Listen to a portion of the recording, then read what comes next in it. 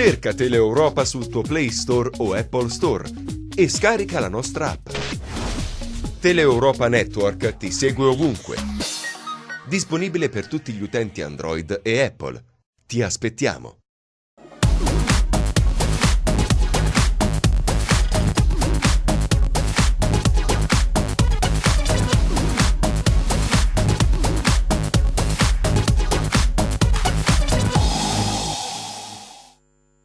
Buon pomeriggio da parte di Franco Segreto, replay su Teleeuropa Network, parleremo dei playoff della Serie B, questo pomeriggio parleremo dei playoff anche della Serie C e poi avremo due telefonate abbastanza importanti per capire quello che è successo con la cancellazione dei play-out in Serie B. Lo faremo con l'avvocato Edoardo Chiacchio, che è un fine giurista sportivo, ci illustrerà la situazione, lui difende il Benevento come parte interessata e ci dirà la sua appunto su questa cancellazione dei play-out della Serie B. Poi nella seconda parte avremo una diretta telefonica col collega Salvatore Geraci della redazione sportiva di Palermo del Corriere dello Sport e sentiremo anche l'ambiente a Palermo dopo che il Palermo è stato retrocesso in Serie C.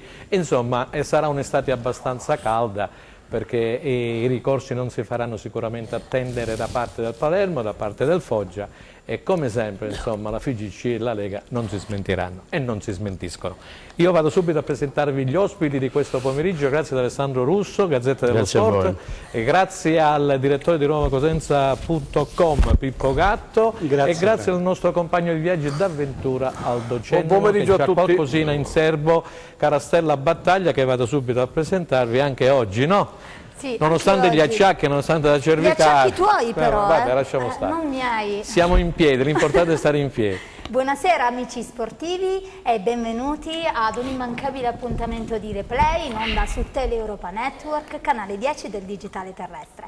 Oggi ci sarà tanto da dire con la Serie B che cala il sipario con i playoff, avremo tanto da obiettare sulle scelte calcistiche di queste nostre grandi squadre calabresi, parleremo del Cosenza che è in fase progettuale per il prossimo campionato e tanto altro ancora. Ma non ci disperdiamo in chiacchiere, no? Sì, Sennò poi la gente dice che parlo troppo.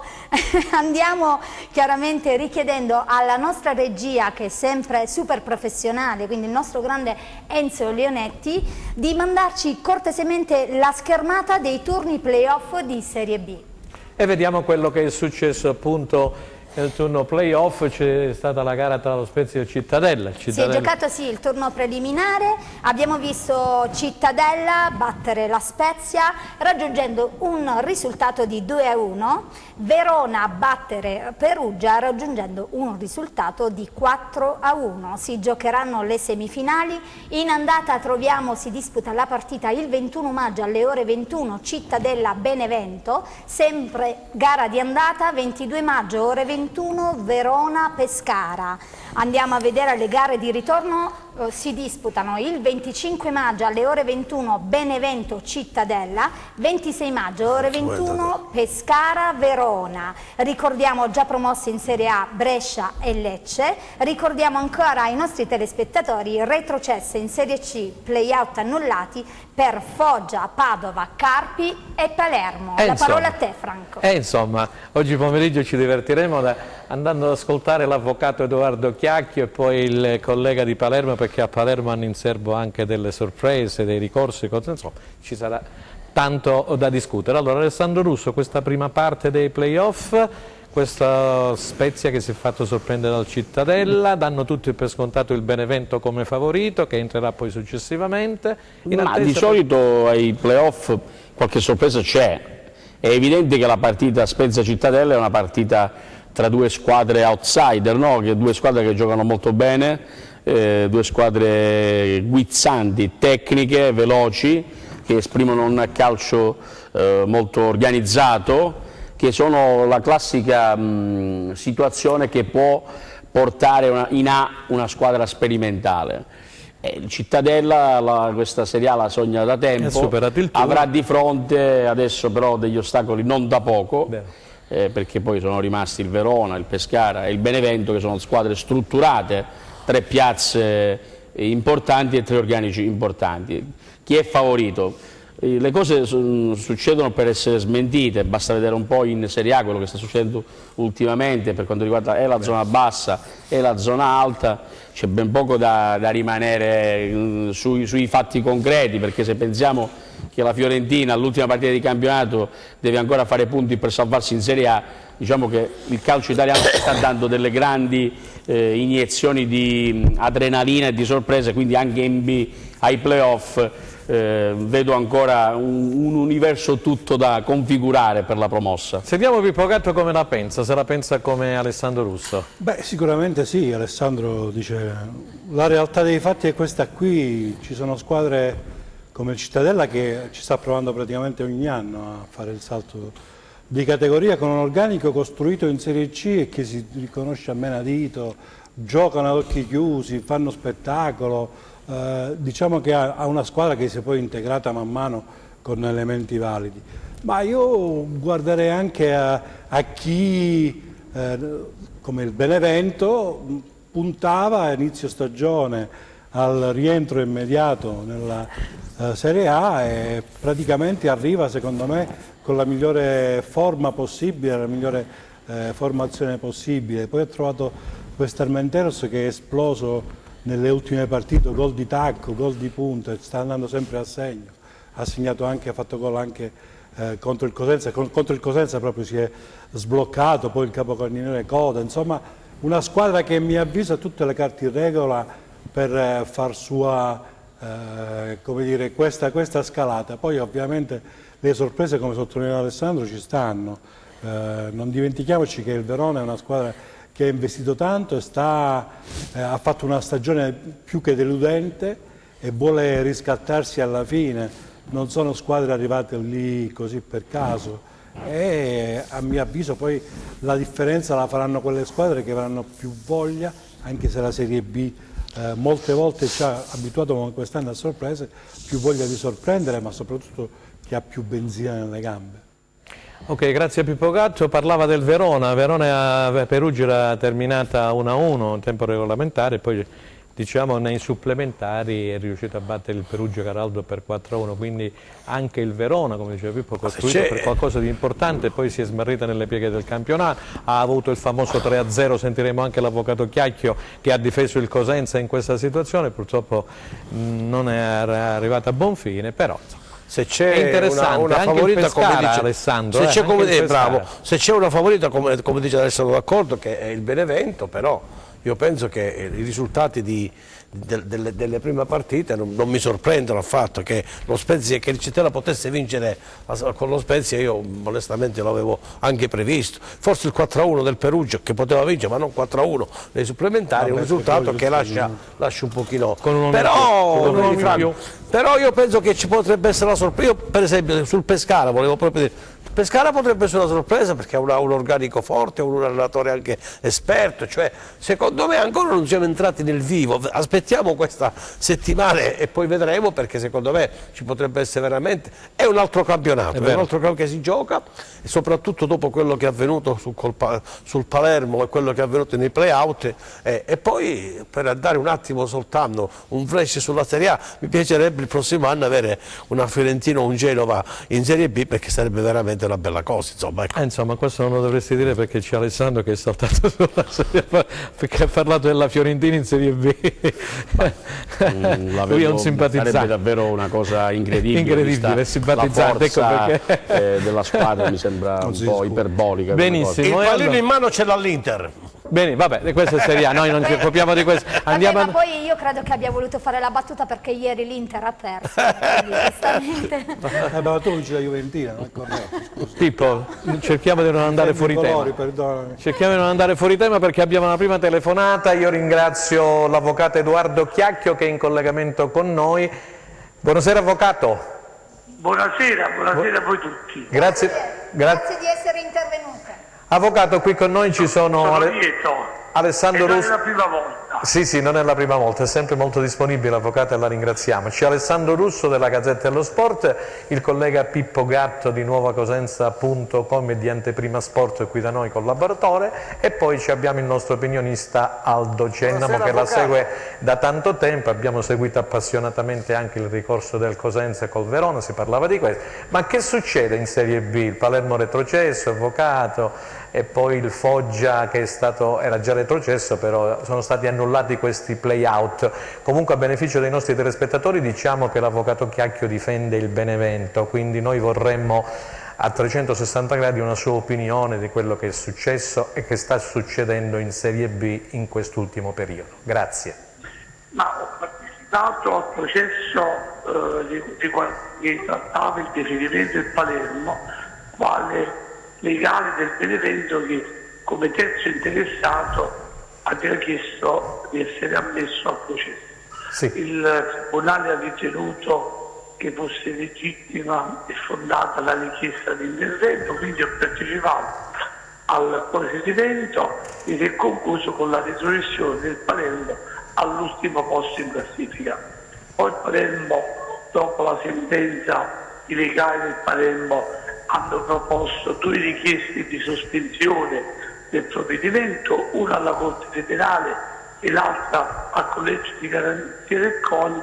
In entrambi i casi però le richieste sospensive del provvedimento sono state rigettate. Giovedì prossimo ci sarà l'udienza definitiva di merito dinanzi alla Corte federale d'appello della TGC riunita a sezioni unite, in cui verrà discusso il ricorso del Palermo verso la regressione all'ultimo posto del campionato di Serie B. A quel procedimento parteciperanno la Procura federale quale sostenitrice dell'accusa, il Palermo che è la ricorrente e il Benevento che è terzo interessato, perché la conferma dell'esito dell'epilogo della sentenza del primo grado determina un grande vantaggio a favore del Benevento, che da terzo classificato può godere della migliore posizione di classifica, tanto è vero che già con il Cittadella nella semifinale playoff giocherà la prima gara fuori casa, la seconda in casa, e in caso di parità di punteggio passa il Benevento alla finale.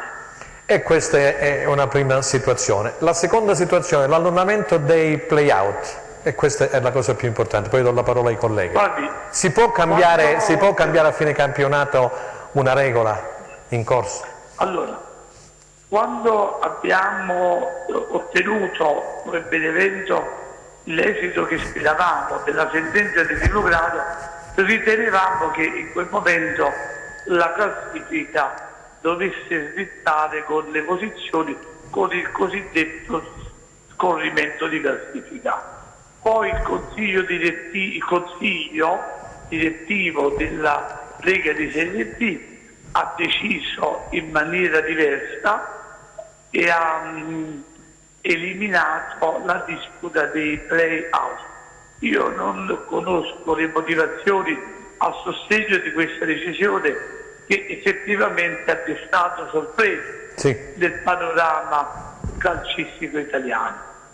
La società quest'ultima, Foggia, che doveva partecipare al play-out con la Salernitana, in verità aveva ancora un arco nella propria freccia, vale a dire un ricorso che doveva essere discusso dopo qualche giorno dinanzi al Collegio di Garanzia del CONI, con la speranza di ottenere la revoca di un punto di penalizzazione sui 6 irrogati nei gradi End ed ESO federali a causa di note vicende dello scorso campionato.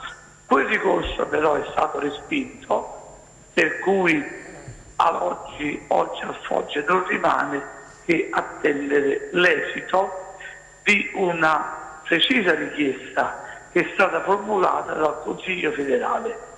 Non so se... Sì, molto chiaro, chiarissimo.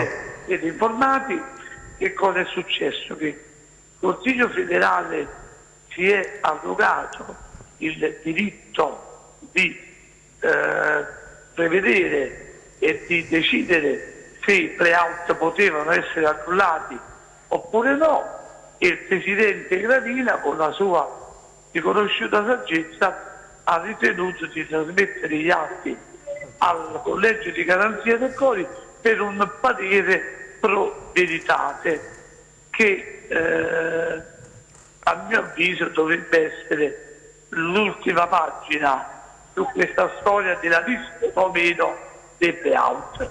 Attendiamo quindi questo parere pro veritate. Poi da questa vicenda sono fuori, da questa vicenda dei play-out, essendo impegnato per quella di playoff, per la difesa del Benevento. E abbiamo capito benissimo. Stella. Da quanto ha detto l'avvocato Chiacchio, voglio dare la parola ad Alessandro Russo. Sì, buonasera avvocato, una domanda non di aspetto proprio giuridico ma anche di aspetto di scadenze per i prossimi mesi. Appare evidente che ci si aspetta probabilmente qualche mese di ricorsi o similari, perché il Foggia mi sembra molto determinato e anche il Palermo. Guardi, il Palermo ha già proposto 2 ricorsi, il terzo lo proporrà, lo verrà discusso giovedì, ma a mio avviso giovedì verrà scritta la parola definitiva sulle possibilità del Palermo, perché poi anche eventuali ricorsi al CONI verranno giudicati a cose fatte, a promozioni già ottenute, e sappiamo bene che quando poi i risultati del campo si cristallizzano è molto difficile andarli a modificare. Che cosa voglio dire? Che se dovesse essere confermata la classifica, la sentenza di primo grado, il caso del Palermo, sarebbe difficile poi modificare un'eventuale classifica finale. Per quanto riguarda i play-out, tutto è possibile, quello è un caso nuovo, un caso particolare, quindi sotto quel profilo forse sarà più possibile, diciamo, promuovere azioni anche in sede amministrativa. Bene, Pippo Gatto, nuovacosenza.com, vuoi aggiungere qualcosa?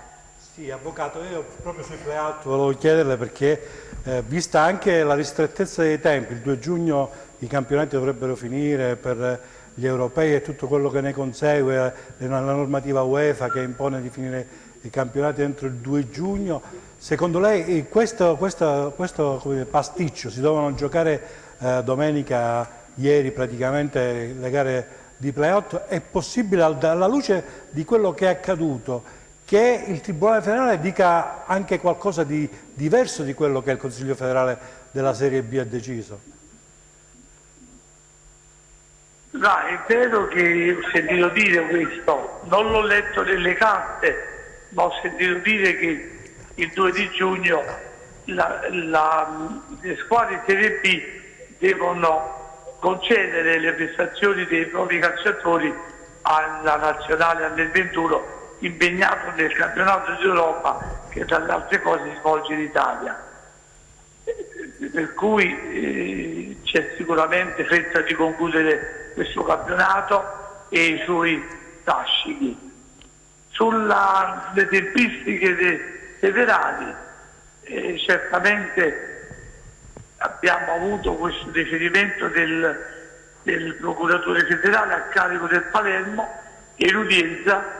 Il procuratore federale in persona, prefetto Giuseppe Pecoraro, è intervenuto. Il procuratore aggiunto ha spiegato che prima non era stato possibile procedere con le azioni disciplinari perché gli atti sono pervenuti dalla Procura della Repubblica di Palermo e quindi attendendo la trasmissione di questi atti. Io ho sentito questa l'udienza e tanto posso riferire. Grazie. Aldo Cennamo. Chiudiamo con Aldo Cennamo, avvocato. Ascoltare anche te. con la sua eleganza lei ha deciso, io dico invece che impropriamente la Lega si è assunta la responsabilità di decidere qualcosa che invece era stato un regolamento previsto, che c'erano i play-out, ma questo secondo me, penso alla fine i play-out si faranno, è un mio pensiero, ma quello che a me interessa sapere, se malacuratamente dovessero dare in ultima istanza, in via durante tutto questo bailan che c'è nella giustizia sportiva, ragione al Palermo, si rifanno un'altra volta i play-off, che succede? Guardi, io sono un modesto operatore che è stato anche un ex calciatore, avvocato, è stato pure ex calciatore. Ecco, un ex calciatore che oggi è un operatore del diritto. Chiedetemi delle cause su quello che succede e sugli aspetti di natura agonistica, come ho già detto a tanti suoi colleghi, preferisco non intervenire perché non sono situazioni che mi competono.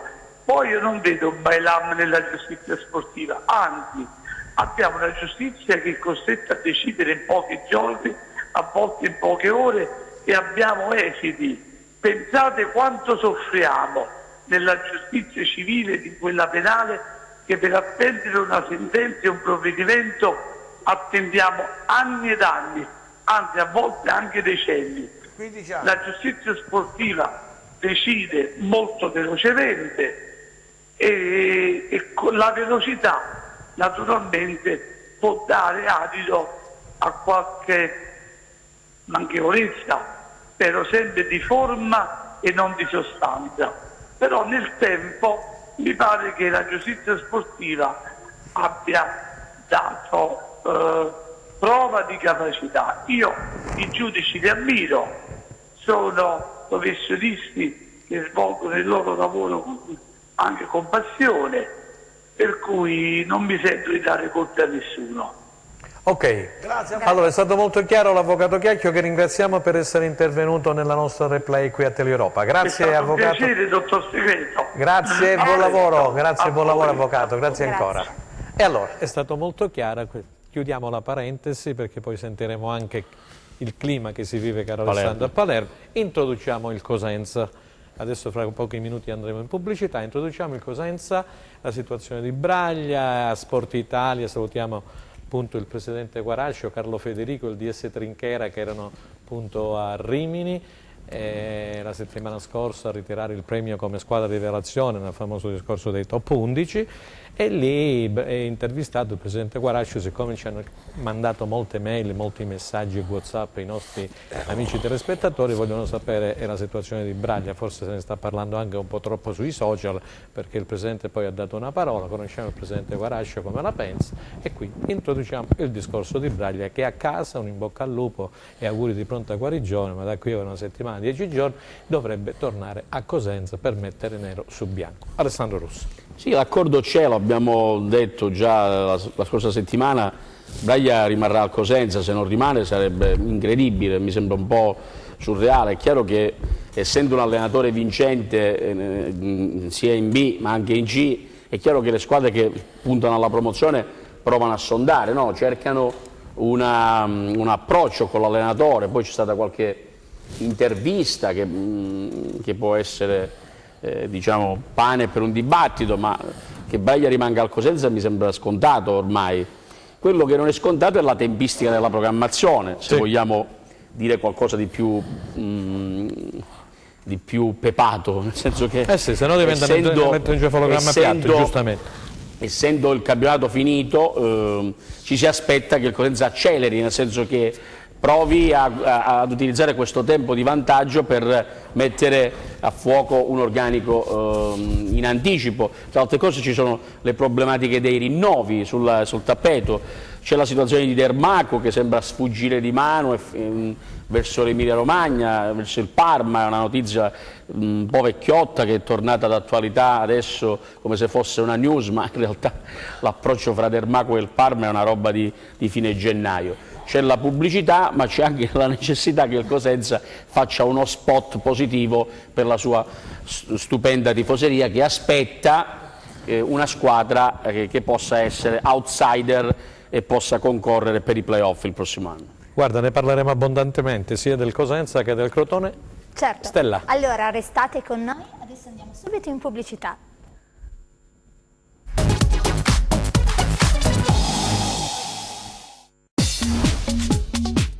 Cerca Teleeuropa sul tuo Play Store o Apple Store e scarica la nostra app. Teleeuropa Network ti segue ovunque. Disponibile per tutti gli utenti Android e Apple. Ti aspettiamo.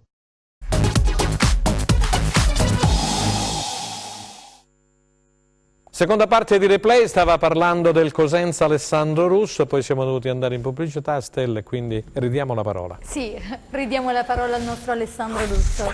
Sì, stavamo dicendo che il pubblico si aspetta una programmazione un po' più incipiente rispetto al recente passato, nel senso che cosa si può imputare al club? Poco, nel senso che alla fine ha fatto delle cose eccellenti, perché bisogna essere onesti nei confronti del presidente del club, che sono stati bravi a portare il Cosenza in B e a salvarsi, grazie al lavoro certosino, eccellente anche del direttore sportivo Trinchero, del tecnico Breyer e dei giocatori.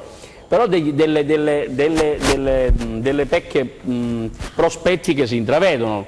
Quali possono essere?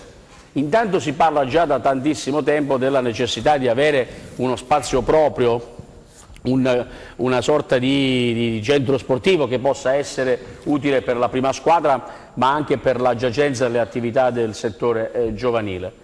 Roba questa da patrimonializzare, perché i club che stanno facendo bene in Serie A, gli outsider, usiamo questa parola molte volte oggi, tipo l'Empoli, l'Atalanta, si muovono in situazioni che hanno un campo proprio di allenamento, delle strutture dove stanno e lavorano anche sul settore giovanile, sfornando anche delle cose.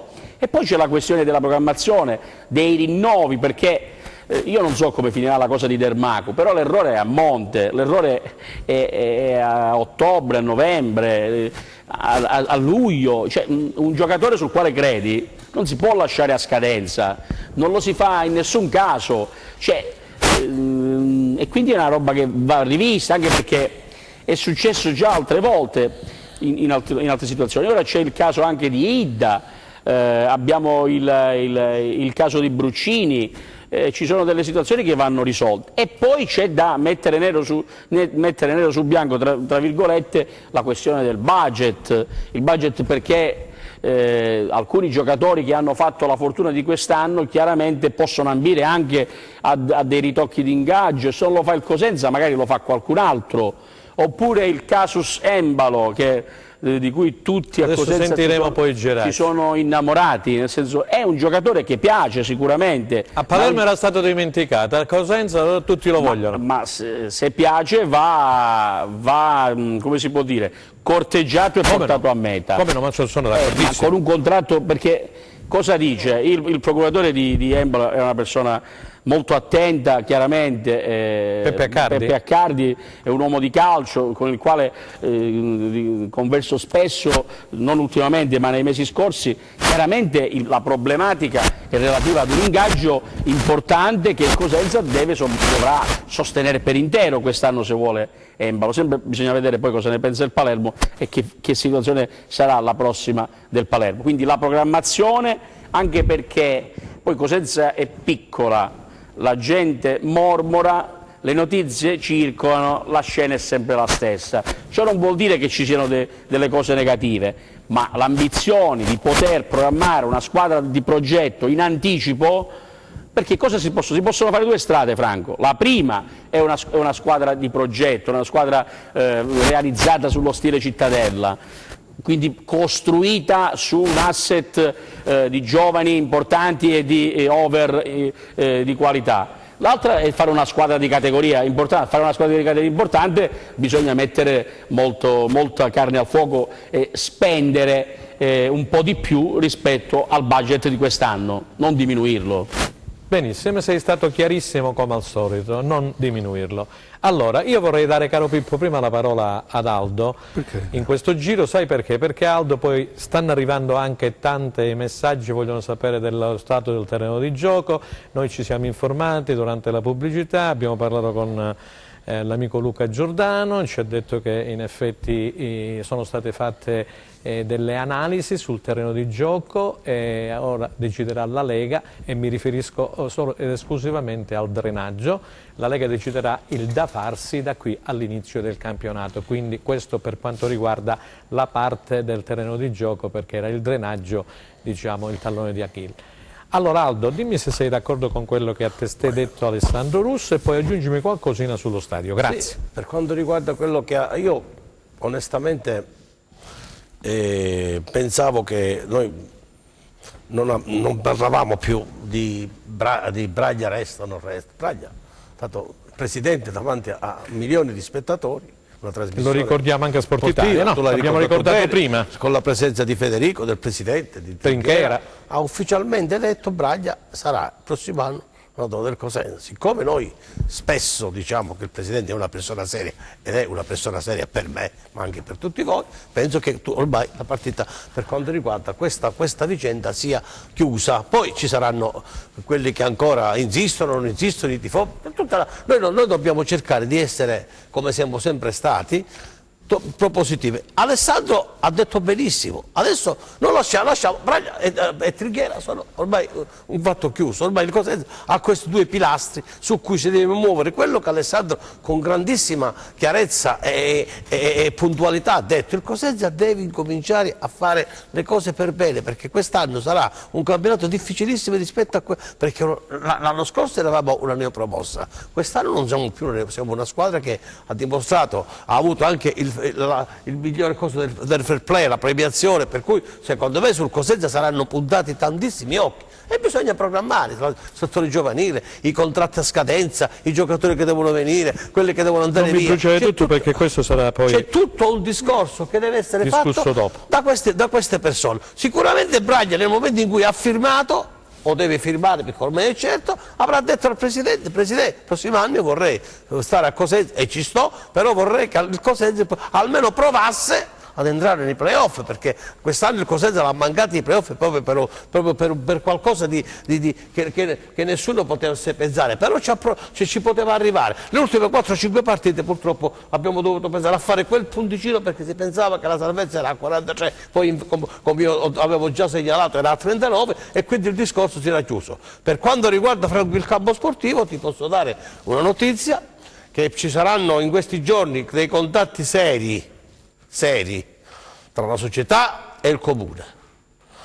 Questa è una notizia, allora. È una notizia. Saranno approntati le cose, perché se fresca. Le cose per bene, se devono fare le cose per bene, il comune di Cosenza penso che farà pervenire una lettera al Presidente, e questa è una notizia freschissima, per andare a mettere nero su bianco sulle responsabilità della società, sulle responsabilità del comune, perché fare un contratto, bisogna il contratto, si firma il contratto, e perché la Lega chiede garanzie a tutti, e deve sapere la Lega chi sono i responsabili di un eventuale problema sul campo, sull'erbetta, sugli spalti, su tutto quello che c'è. Per cui il comune di Cosenza in questi giorni farà giustamente, assieme alla società, perché sono in armonia da quello che so, faranno questo passaggio indispensabile, anche perché mi risulta che chi adempie a questi compiti e mantiene i cambi in un certo modo ha anche una premialità, mi pare, per cui è interesse di tutti, del comune e della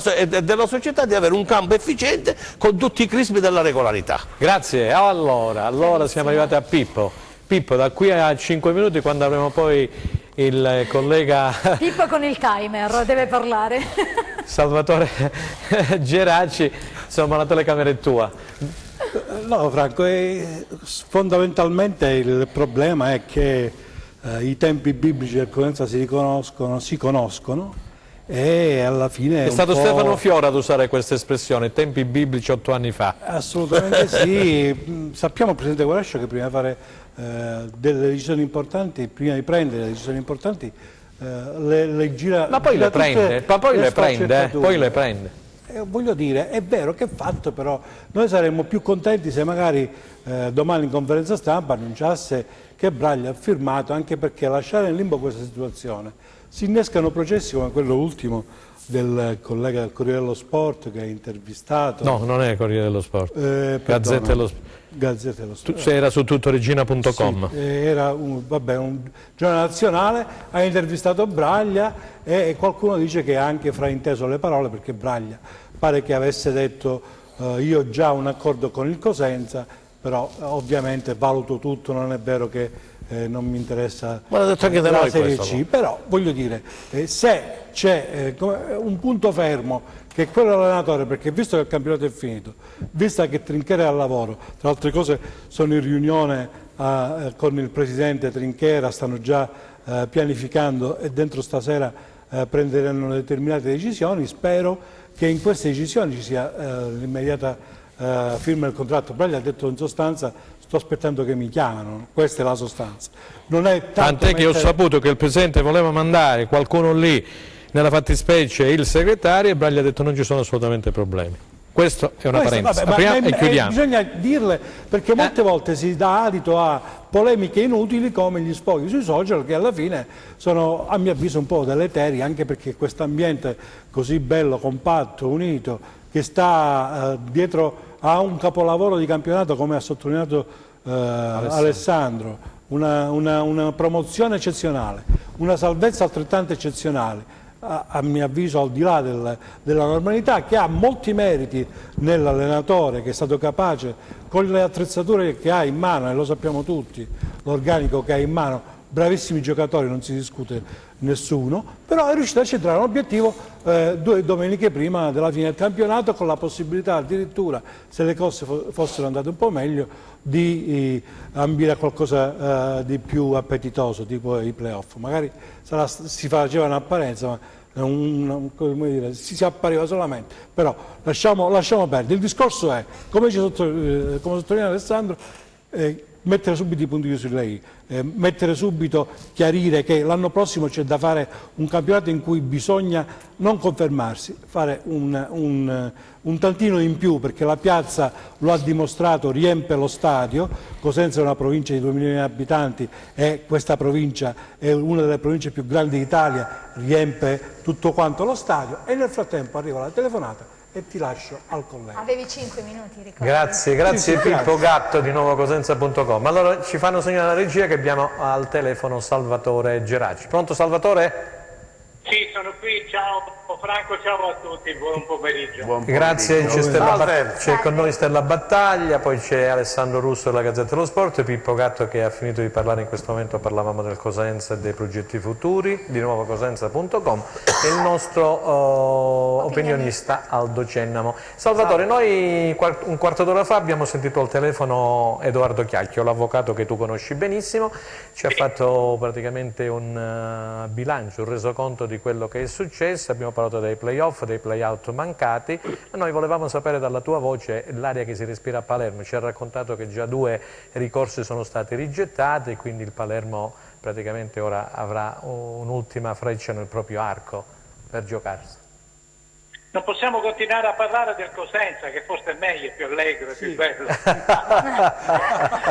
Sì, guarda, giovedì Però lasciamo giornata l'argomento campale. Palermo.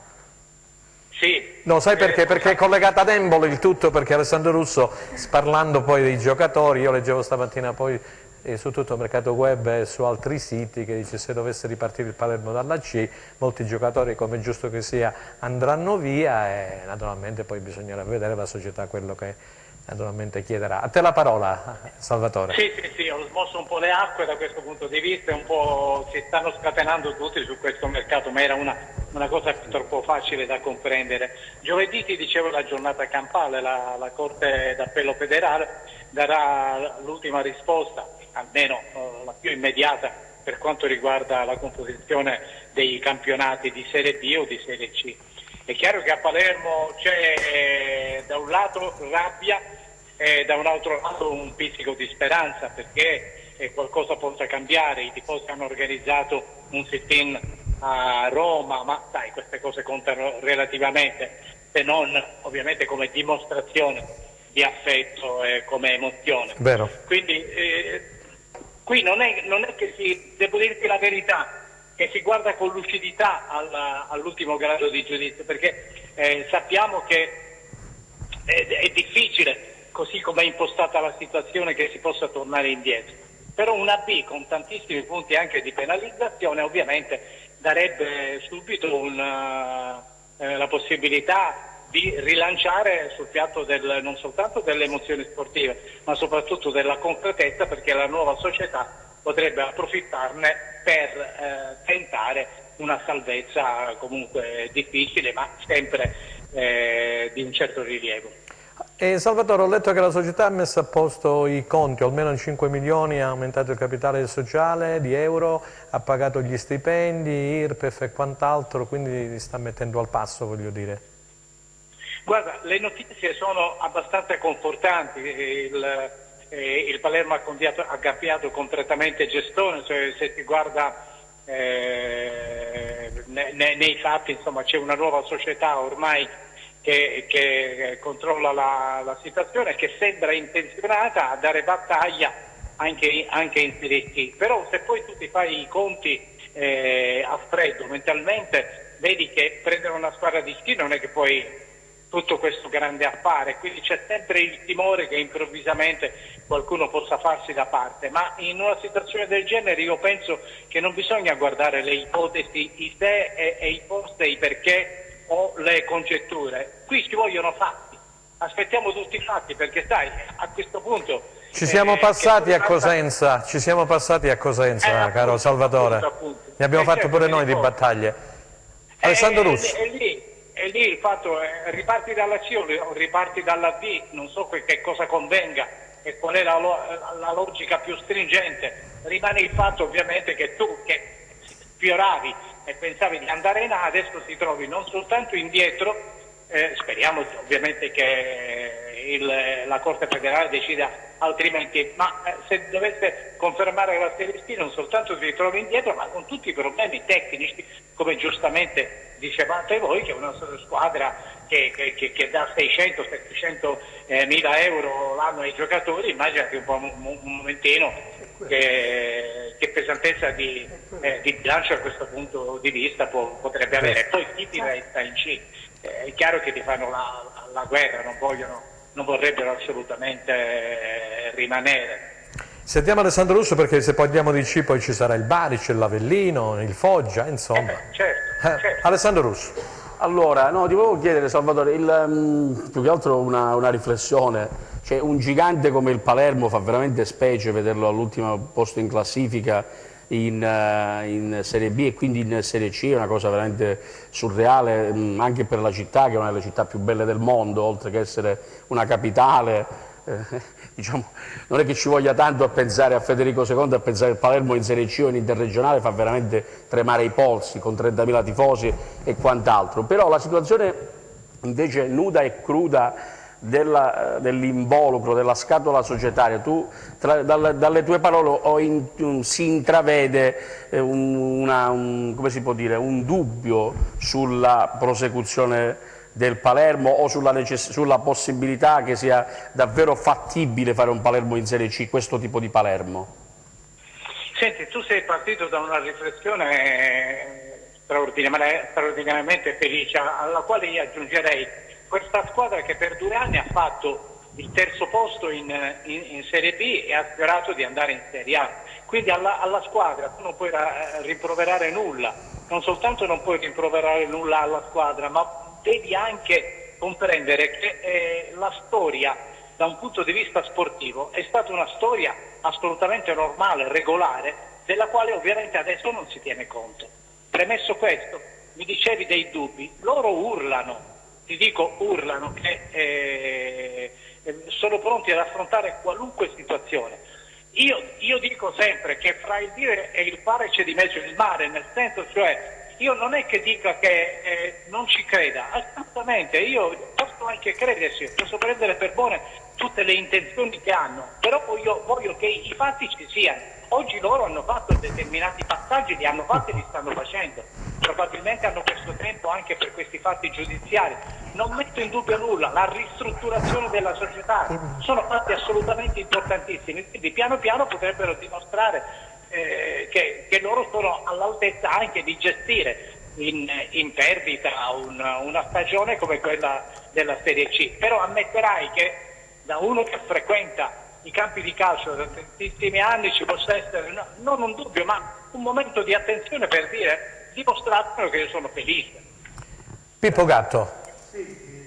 Perdonami una piccola riflessione, da giornalista freddo, mi fermo non alla passione che molte volte Palermo, sai, la passione ricca, come tutta la Sicilia.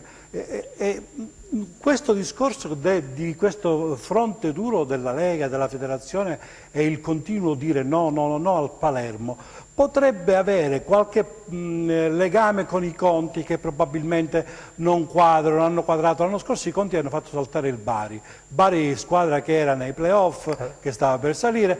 Quest'anno la situazione si è ripetuta anche a Palermo. Non è che questo discorso di avere monti ingaggi molto alti, magari fare il passo più lungo della propria gamba, poi alla fine di questo si tratta, e sperare di fare il salto di categoria per poi mettere a posto, un po' come il giocatore di poker, punta sempre a raddoppiare tutto e poi alla fine salta il banco. Non è che questo sia una spia di qualche problema reale, che è quello sicuramente della liquidità dei conti, anche perché a noi interessava quantomeno, visto Embalo che è un giocatore del Palermo, ha un ingaggio importante, e probabilmente tutti gli altri giocatori hanno questo tipo di problema reale, perché alla fine non ci si spiega il perché. Non penso che solo avercela con il Palermo o con Zamparini, probabilmente c'è qualcos'altro che da giornalista, andando a scavare, probabilmente si tratta solamente dei conti. Io ti chiedo scusa, ma ho sentito a sprazzi alcune riflessioni, ma non ho compreso la domanda qual è, ma non per colpa nostra, ma proprio perché si sentiva assolutamente male. La voce che io sento migliore è quella di Franco. Se Franco mi può riassumere un attimo. No, per carità, la domanda riguardava i conti, se probabilmente ci sono problemi seri di liquidità di cassa, perché alla fine, come è saltato il Bari per i conti, così è successo anche per il Palermo quest'anno. L'anno scorso, quest'anno il Palermo, e tutte e due squadre stavano facendo i playoff. Alla fine probabilmente c'è un monte ingaggi così elevato, un monte ingaggi alto che ha influito moltissimo sul bilancio, questo dice Pippo Gatto. Sì, no, attenzione. Il monte ingaggi alto che ha influito sul bilancio, il Palermo ce l'ha avuto negli ultimi 17 anni, diciamo, perché con Zamparini le cose si sono trasformate completamente. Poi la società ovviamente ha perso dei colpi, Zamparini stesso ha detto che non era più all'altezza di gestire una certa situazione, ma paradossalmente il bilancio del Palermo è stato giudicato corretto, cioè non corretto, diciamo valido. Il Palermo è stata additata come una società virtuosa sotto un certo punto di vista. Il problema lì è che è stata compiuta un'operazione che è irregolare, sulla quale ovviamente si basa tutti questi gradi di giudizio, e ancora ne verranno altri, perché ci sarà poi la giustizia ordinaria, che è la famosa gestione del marchio senza un rientro autentico di soldi, gestione anzi del marchio senza un autentico pagamento, per cui sono scattate determinate sanzioni. No, in assoluto non è il fatto di questi grandi ingaggi che abbiano causato il problema vero, ma quanto una situazione contabile che è saltata per un'operazione che non è stata ritenuta lecita. Benissimo, grazie Salvatore, dobbiamo andare in pubblicità, grazie per essere intervenuto, Grazie, in bocca al lupo naturalmente al Palermo e al tuo lavoro. Grazie ancora. Ciao, alla prossima. Allora, andiamo in pubblicità, che dite? Sì. Ok, ci rivediamo fra un po'.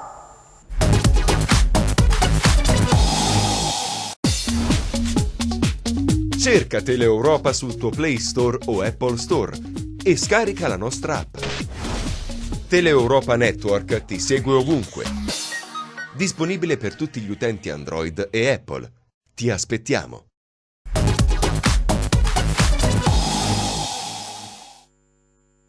Allora, terza ed ultima parte di Replay per questo 20 maggio 2019. abbiamo ascoltato anche la situazione di Palermo che non è naturalmente delle migliori.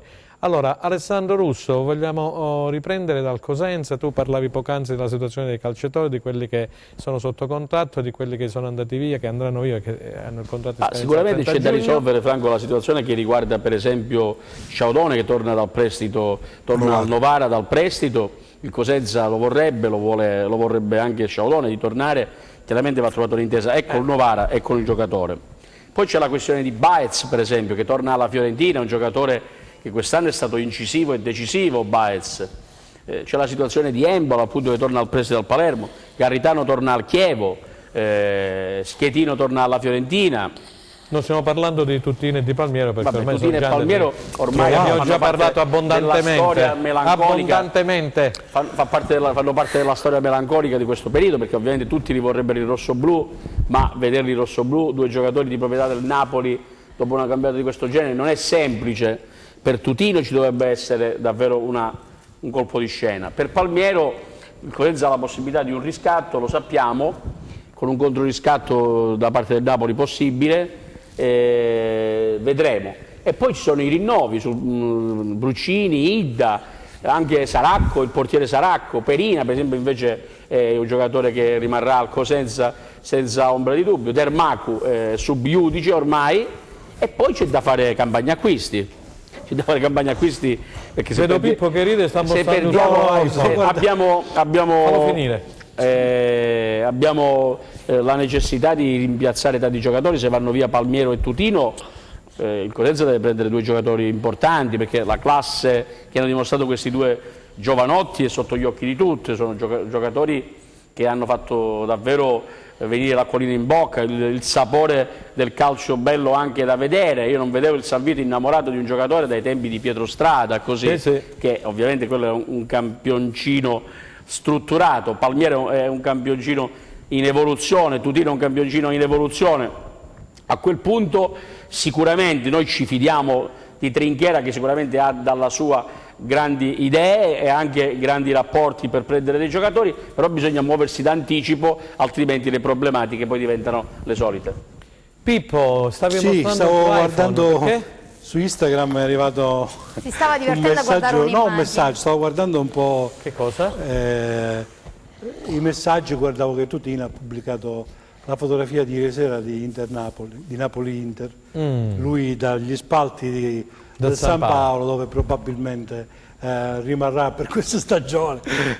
Si scherza, spero tanto che Tutino ritorni, ma la vedo molto difficile. Credo che il lavoro fatto da Guarasci, ci scrive nel Trinchera, è sotto gli occhi di tutti. E di Bragli io non farei troppi allarmismi nonostante i tempi lunghi, sospensivi con i possibili rinnovi di Embolo, Baez, Sciaudone trovato. Io non escluderei, scusami, fammi finire Aldo, ti prego, che se no rimanga a metà. Io vado già a braccio, però se tu bello mio mi blocchi, mi fai perdere la bussola. Allora, credo che il lavoro fatto da Guarasci, Trinchera e Bragli è sotto gli occhi di tutti. Io non farei troppi allarmismi nonostante i tempi lunghi, sospensivi con i possibili rinnovi di Embolo, Baez, Sciaudone trovato, e non escluderei, dice il nostro amico Giuseppe Tomasi, che salutiamo, Palmiero, anche se non facile, qualcosa di buono si potrà fare. Ecco qua, a te la parola. Ma io non sono così sicuro che poi alla fine Tutino e Palmiero potessero definitivamente andare via, come si dice, perché io non so se sono pronti per una squadra di Serie A, onestamente non me la assumo questa responsabilità. Se io dovessi dargli un consiglio, probabilmente il consiglio che le darei, proprio perché a Cosenza hanno trovato un ambiente anche ottimo, la tifoseria gli vuole bene, un altro campionato di Serie B, se il Cosenza ha propositi di andare veramente a fare il prossimo anno un campionato d'avanguardia, io onestamente se potessi resterei a Cosenza, perché andare in una squadra di Serie A, faccio un esempio, se tu vai in una squadra di Serie A, una neopromossa come il Brescia o un'altra squadra, penso che probabilmente un campionato di Serie B ti farebbe più comodo. Poi se tu resti a Napoli, oppure vai, non so, in un'altra squadra forte, oppure te ne vai all'estero, importante, va bene, ma se dovessi scegliere tra una squadra che può lottare per in Serie A per retrocedere e una squadra che può lottare per andare in Serie A come il Cosenza, onestamente se dovessi o potessi dare un consiglio sia a Palmiero che a Tutino, io gli direi di farsi un altro campionato a Cosenza, perché il Cosenza quest'anno, da quello che so io, da notizie mie, mie sono notizie importanti. Quest'anno potrebbe puntare veramente ad una corrida d'avanguardia, perché Braglia ha dato la sua parola che resterà come resterà Cosenza, con impegni chiari, con una squadra chiara, con giocatori importanti e con Trinchiere che secondo me l'avete tutti elogiato. Io l'ho criticato all'inizio, poi anch'io mi sono accodato, perché poi alla fine a gennaio ha fatto bene, però se abbiamo fiducia di Trinchiere facciamo lavorare tranquillamente. Sicuramente Trinchiere non starà a Cosenza per prendere dei brocchi, ma penso che i giocatori che ha portato a gennaio, i giocatori che andrà a prendere, i giocatori per fare del Cosenza una squadra forte, perché 15.000 tifosi allo stadio meritano di avere almeno la possibilità di lottare per andare in Serie A. Grazie Aldo, mi fai salutare in solenetto, lo avevo fatto prima Stella Battaglia, sì. E poi Mario Scarpelli che guida la Camera,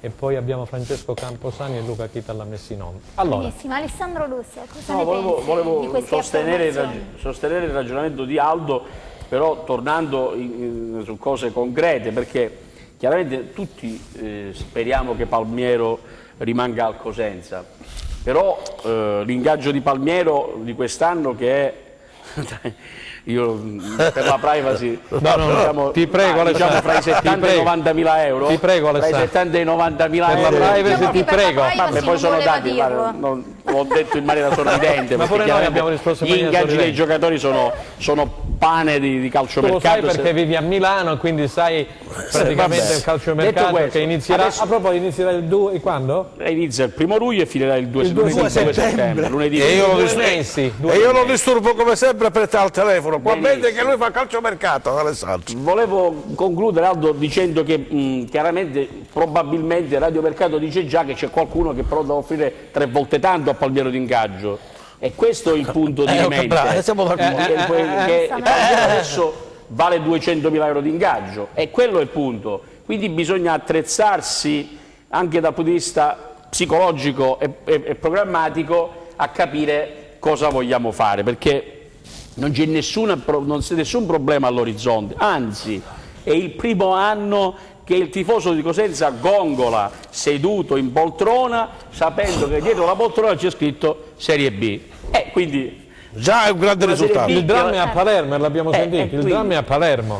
Il Cosenza sgongola e sa che gioca il però adesso si aspetta chiaramente uno spettacolo in crescita. Di categoria. Ma anche la conferma della categoria non è mai scontato, le cose vanno fatte seriamente e d'anticipo, perché non possiamo correre il rischio delle solite situazioni che poi vediamo i nostri pezzi pregiati sfilare come a Svelteg.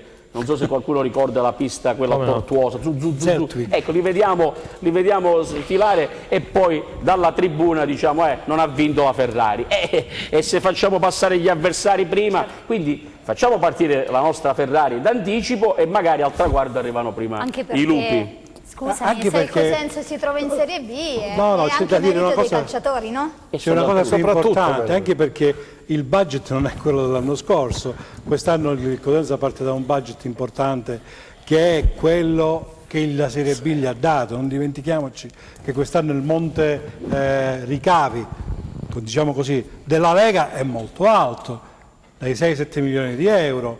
Diciamo che gli incassi sono stati adeguati allo spettacolo offerto, e quindi ci sarebbe anche da rifare 2 conti e dire la Serie B costa, però vengono dati anche i soldi per poterla affrontare decentemente. E noi ci aspettiamo che ovviamente il Presidente Guarasci agisca di conseguenza, e se c'è necessario di investire in ingaggi importanti, Embalo, Palmiero, Scialdone, giocatori che fanno l'asse centrale della squadra, Bittante, ma così come tanti altri, bisogna farlo, perché la Serie B senza questi giocatori se ne va.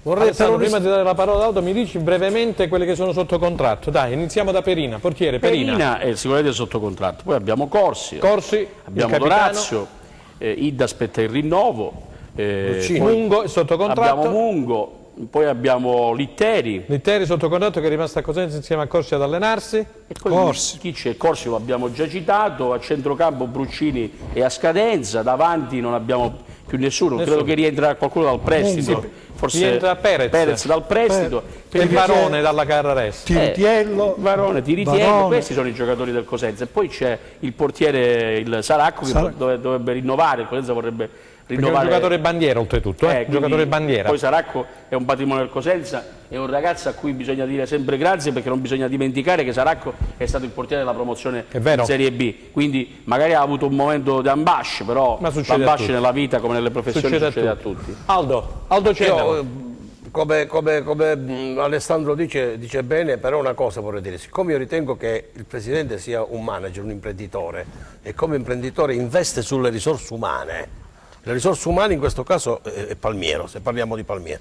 Io, se fossi imprenditore e avessi la possibilità, visto che io vedo in Palmiero il Pirlo del domani, perché per me Palmiero somiglia moltissimo a Pirlo, quindi un grandissimo, se io potessi con quelle situazioni che ci sono, se potessi convincere il Napoli, io onestamente investirei, me lo comprerei Palmiero, perché Palmiero per me è un investimento se uno lo compra ad una certa cifra, nel giro di un anno lo vende sicuramente ad una cifra stratosferica, parlo di 10-15 milioni di euro, perché è un giocatore secondo me di un grande avvenire, è un imprenditore, è un manager come il Presidente, perché secondo me che investendo può pensare di fare questo sforzo e per tenersi a un giocatore e poi lo mette sul mercato il prossimo anno. Secondo me è un grande, un imprenditore fa così, investe perché vede un futuro. Se non vede il futuro, se il Presidente, così come Tringhera, sono informati bene e conoscono in questo giocatore questa capacità di essere proiettato alla grande nel futuro, penso che un investimento si potrebbe fare. Certo è uno sforzo enorme, ma si può fare.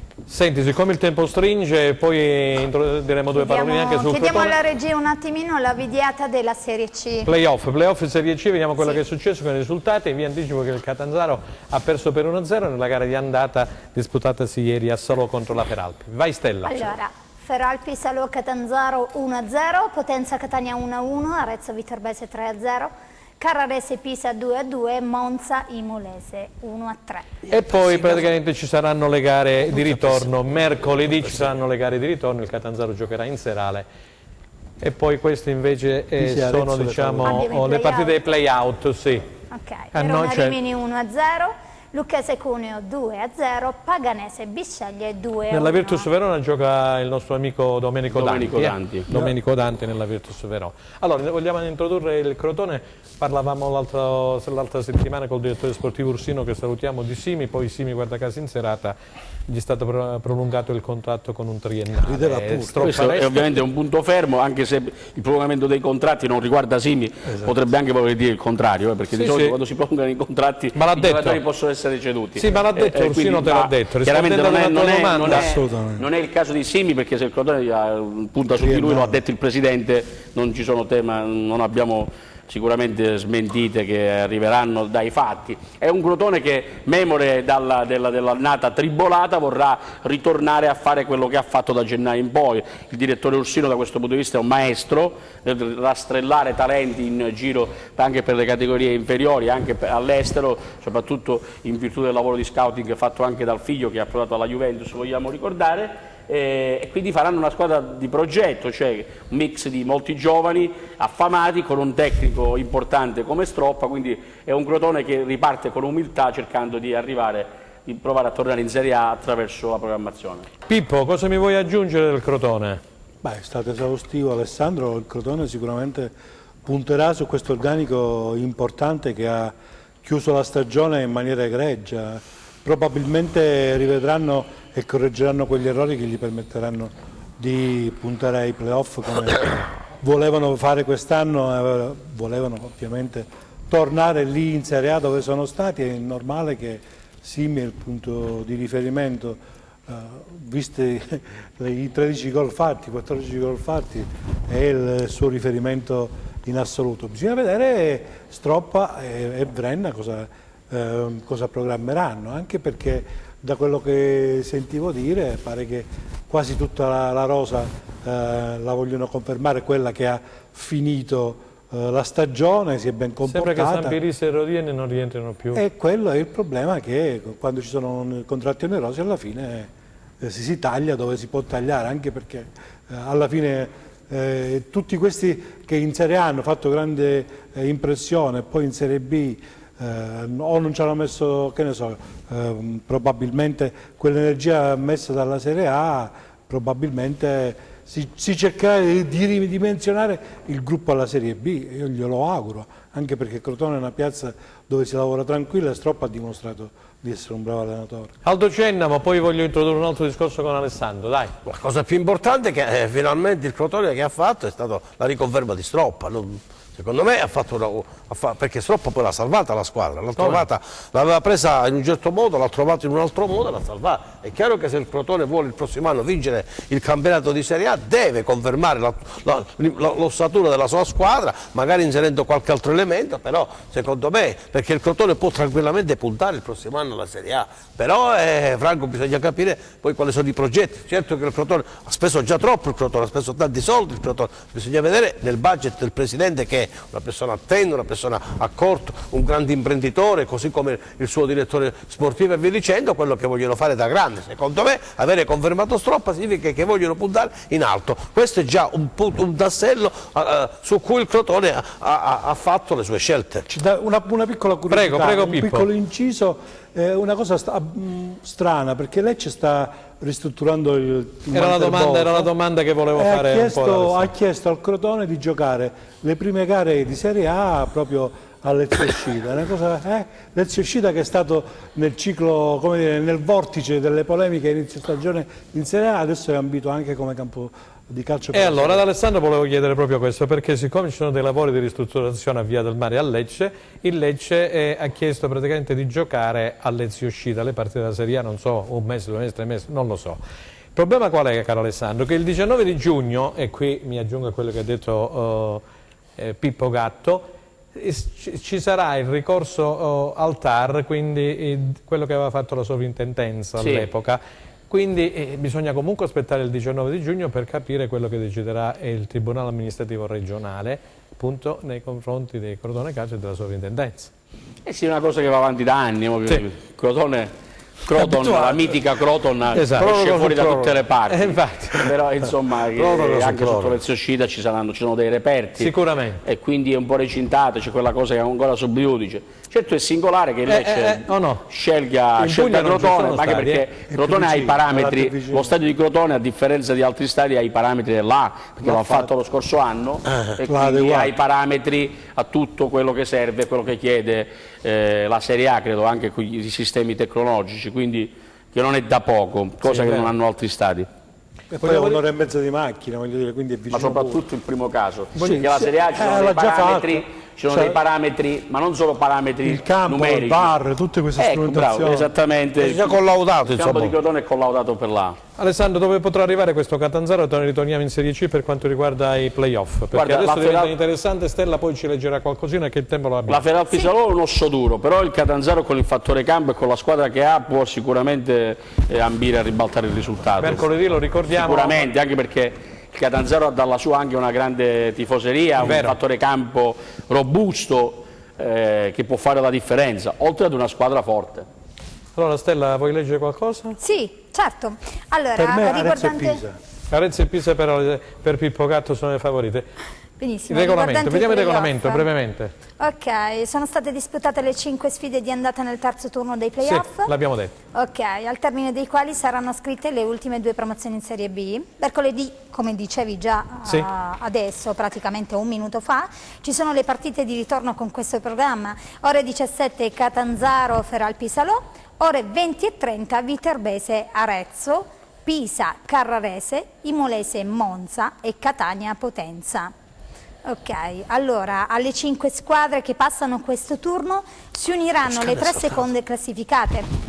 Si tratta di Piacenza, Triestina e Trapani, che saranno teste di serie insieme alla squadra che si era meglio classificata in campionato. Quindi. Benissimo, Pippo Gatto, vuole aggiungere qualcosa? Grazie Stella. Una nota, gli auguri, voglio fare gli auguri ad Antonio Fuoco, il rookie della Formula 2 che ha guidato la Ferrari nei collaudi in Spagna, a Barcellona, e oggi Antonio fa il compleanno. Antonio Fuoco, se riesce a prenderlo qui oggi la Ferrari gli ha fatto vedi Mario Scarpelli, se riusciamo a riprendere gli auguri per il Pippo. suo compleanno, non so se riesce a inquadrarlo. Sì, si vede benissimo, eccolo là Pippo. Facciamo gli auguri da Cosenza. Bravissimo, Cosentino di Cariati, bravissimo, che è andato a guidare la Ferrari e sta sviluppando la Formula 1 per Maranello, e un in bocca al lupo Antonio, forza. Alessandro, sia Cosenza che Crotone dovrebbero restare in Calabria, si parla del 18-20 di luglio per il Cosenza, probabilmente a San Giovanni in Fiore, la stessa cosa dove è andato l'anno scorso il Crotone, sempre. Mi sembra un'ottima scelta,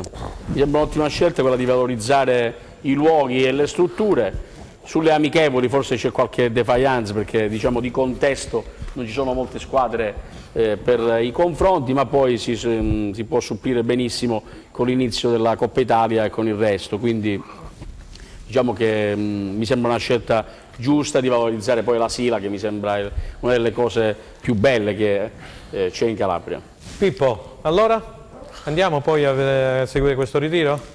Penso proprio di sì, San Giovanni in Fiore, si partirà il 20 di luglio, no? Stiamo aspettando la data ufficiale, dovrebbe essere il 20 luglio quello che siamo riusciti a comprendere. Hanno già come dire, messo a posto per la logistica, si ritorna sempre sul campo di San Giovanni in Fiore, dove ha portato bene e si è lavorato anche molto bene. Aspettiamo, e sicuramente siamo pronti. Diceva Stella, andiamo lì a fare una diretta, lo faremo, sì. Lo faremo.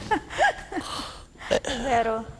Allora, Aldo, siamo nei minuti di chiusura, mi vuoi dire qualcosina? No, voglio dire che la scelta di San Giovanni in Fiore è stata quest'anno anche è stata affrettata, perché onestamente, siccome incomincia ad essere appetibile questa zona dove va il Cosenza, per cui il Cosenza l'ha impegnata in tempo utile, perché è vero che però abbiamo posti bellissimi, non ho capito perché dovremmo andare al nord dove abbiamo dei posti incantevoli. Questo di San Giovanni in Fiore ormai è diventato un punto fisso del Cosenza. Il Cosenza è stato lesto quest'anno a farsi carico di impegnarsi in quella zona, altrimenti c'erano squadre anche di Serie A che volevano venire, perché la Sila è appetibile, come diceva Pippo, per cui sono contento che restano qui, così noi possiamo tranquillamente andare a vederci qualche allenamento. Allora Stella, vuoi ricordare, noi non ci saremo lunedì prossimo? Sì, perché è sospesa la trasmissione replay lunedì prossimo 27 maggio, perché abbiamo la carrellata. La maratona col direttore Attilio Sabato delle elezioni. Sì, delle elezioni, delle amministrative, delle europee